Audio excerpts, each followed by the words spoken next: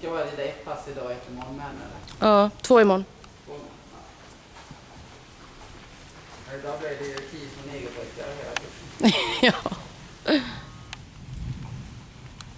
Efter. Bra.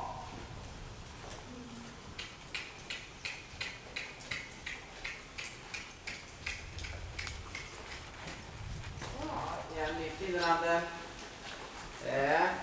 Och lite lätt. Nu söker sig ner. Och gör lite öppna medan du rider lätt. Huvudet in, rumpan ut. Ska jag vara böjd inåt? Ja.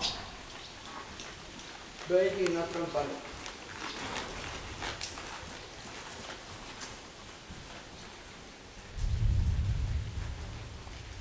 Bra, klappa. Kylan. Ja. Det vet man inte. Det vet man inte. Bra. Ja, ja, tyvärr. Och efter. Det är lite otur. Nej, ingenting.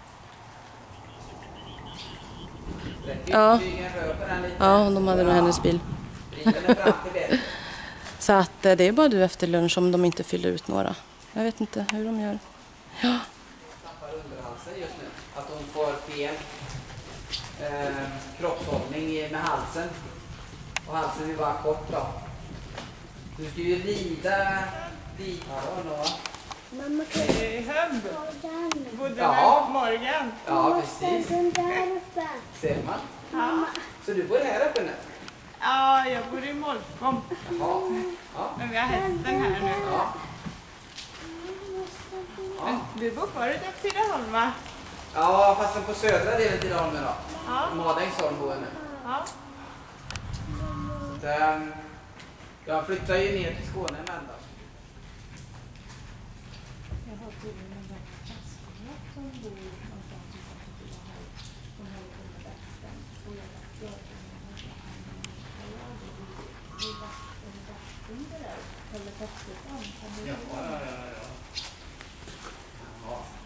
Jo, han tränar lite iväg liksom. Ställer den utåt då.